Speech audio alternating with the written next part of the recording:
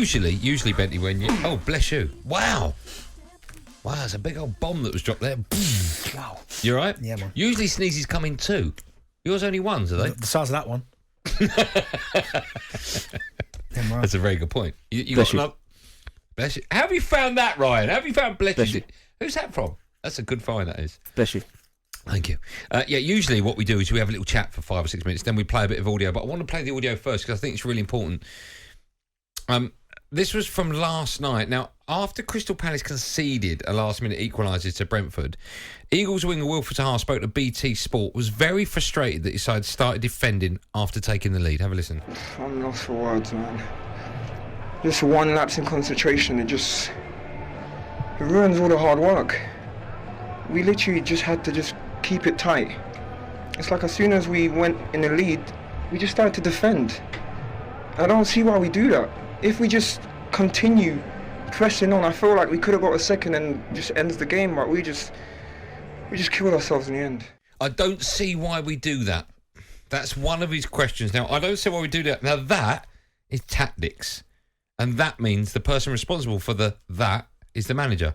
So when a player comes out and says, I don't see why we do that, he's questioning the tactics of the manager, right? They were playing 4-3-3, and then they went to 5-4-1, and Zaha was the sort of lone striker. I immediately think as a team, when you do that, when you sort of sit more defensive, you're inviting the other team on to attack you, which is exactly what happened.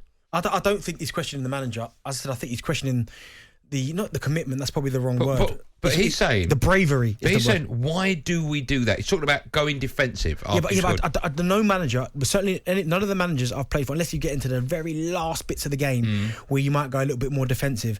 But, I mean, the game against Brentford yesterday, for instance, like they get the equaliser, they get the goal off the 59th minute. Mm-hmm. There's no way you can hang on and go defensive from then. It's usually, if you talk about stoppage time, the board goes up, that's when the manager might go, right, get a little bit, you might throw in another extra midfielder or something. But I think it's a mentality issue. I think a lot of teams do it though. When you're winning 1-0 and you haven't got the second and you're pushing for it, and then the other team starts to get a little bit more dominant with the ball in possession, creating 1 or 2 opportunities, they hit the bars, we know. Unfortunately, as a team, you just retreat. Like, there's nothing you can do about it. You try and be as brave as you can by leaving people up the pitch. Right, let's try and leave 3 up so we've got a bit of an outlet. But unfortunately, with Brentford were picking up the second balls, they were kept it moving, kept trying to penetrate the Crystal Palace backline. You ultimately end up just dropping to effectively defending on the edge of your own box. And I know, looking at someone like Zaha and the quality that he's got, other players in that Crystal Palace team would have been thinking, right, all right, we'll just defend. If we can somehow get the ball to Wilf, he can carry the ball up the pitch, he can draw fouls, he can make something happen. And when you play in teams when you've got one superstar, that's what tends to happen. Like, that is what tends to happen, where you go, right, we'll just defend. Hopefully, if we can get the ball to Zaha in good areas, he can make something happen. A little bit like, I know it's different context, different games, but the game against Liverpool, they were defensive against Liverpool, weren't they? Mm-hmm. But what they were trying to do was that they were trying to nick a break and put him away. Which is what they did do. Which is what they did, and they scored. But unfortunately, against Brentford, that didn't happen. So I can understand his frustration, but I don't think he's aiming that at the manager. I think he's talking about his teammates. Okay, but when a player who's so key to their success, even their survival, when a player like that comes out and is outspoken like that, what does that tell you about his mindset with the window closing tomorrow? Well, it wouldn't tell me that I don't think he's out there waving the white flag saying, I want to leave. I think he's just saying, we need to be better. I remember speaking to Wolf about, we interviewed him on an old show called The Boot Room. Do you remember that? The what room? The Downright Boot Room. Do you remember that? Do you remember that back in the day? Yeah. They're still going? Yeah, it's flying. Them boys are flying that plane. Better than you? They're flying that plane. Well, that's a worry for you, isn't it? Ambrose, well played, boys. But we spoke to Wolf on that, and he spoke about... Why have you not got Wilf on drive? That's Ambrose, boy. I need to speak to Ambrose for that. Oh, okay, fine. When we got him on, he spoke about the difference between Vieira and Roy Hodgson, and it was a slight dig at Hodgson, because he was saying that when he picked up the ball playing under Roy Hodgson, he would have to pick up the ball maybe just outside his own box. He's expected to beat 2 or 3 players, either score a goal or create something, and by the end he's tired, he's knackered because he's having to run 60, 70 yards every time he gets the ball. But he said Patrick Vieira has concentrated on giving him the ball where he could do the most damage, which is high up in the middle of the attacking third. Get right up there, give him the ball, let him do his stuff. And there's no coincidence that he's started off this season like a house on fire. Never played European football. Weird. He's knocking on the door of 30. He's good enough to be a Champions League player, right? Of course he is. Why is he still at the club? No disrespect, right? But there was a time where your mob came in for him. I can't remember if you offered 70 and they wanted 90, Or they wanted 70? I think we offered 50 and they wanted 70. Okay. But surely now, he hasn't got that much time left on his deal. I think it expires next year, the end of this season. Why is no one going, 40 will get him now, wouldn't it? 45?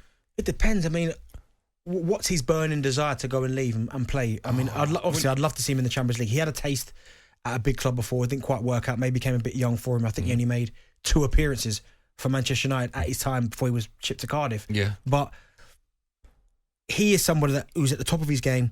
I think he deserves to be playing Champions League football now. But he might not have that burning desire. He might want to finish his career at Crystal Palace. He's got ambition, hasn't he? He has got ambition, but that's his football club. And sometimes I think I'm trying to think of the right words, but him standing at Crystal Palace and playing, and that's his football club. He knows that allegiance club, is that the that word? Allegiance to that football club outweighs anything in his mind. So I don't see that with him. I see that he's got ambition. You'd be saying that, but have you ever heard him once go, "I need to get out of here"? No, but very rare players say that. Okay, Harry Kane did it. Yeah, I said it's very rare players. So he did it. But you look at Chelsea for argument's sake, Yeah. right? They're crying out for someone like that, aren't they? No, because again, that's another player in the areas that they're already fully loaded. I know, but you've got Chelsea fans talking about they haven't got an out number 9. I'm not suggesting he's going to be the out number 9. They need a number 9. They don't need an auxiliary number 9. No, I know. Like Sterling is an auxiliary number 9 Yeah. where he can But play he makes Chelsea stronger. He would make. Imagine that forward line of Wilf on one side and Sterling on the other. It'd make them stronger, but ultimately the same questions will then arise. It will be, we need a centre forward. Okay, is he better than Palace? Yeah, Oh, he's better than Palace because he should be playing in the Champions League. But again, that's his football club. I mean, you look at some of the 282 Premier League games, 65 goals, 41 assists. 14 goals last season under Patrick Vieira, as I said about getting the ball further up the pitch. 4 goals already this season. But his assist totals would go a lot higher. If you look at some of the players he's had to play with, and again, no disrespect, take Benteke. Scored 15 goals his first season at Crystal Palace.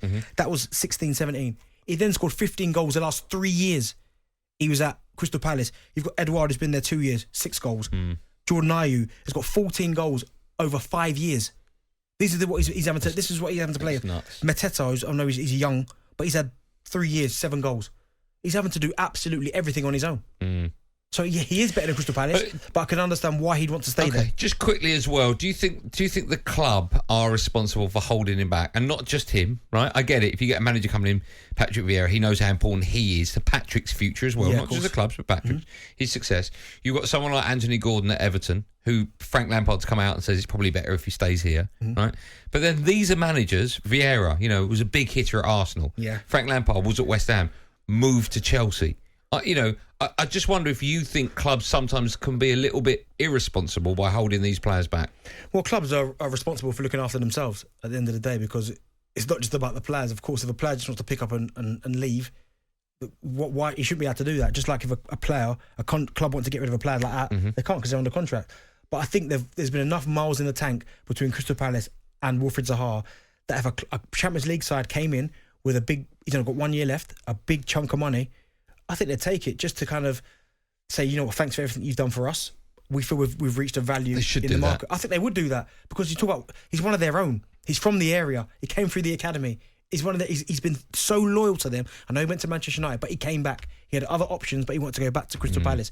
He's been so loyal to them that I think if someone did slap a big bag of money on the table, I think they'd have the conversation. God, how much is in that bag? What will get him? 40-50 million, 1 year left. 45, yeah. Okay.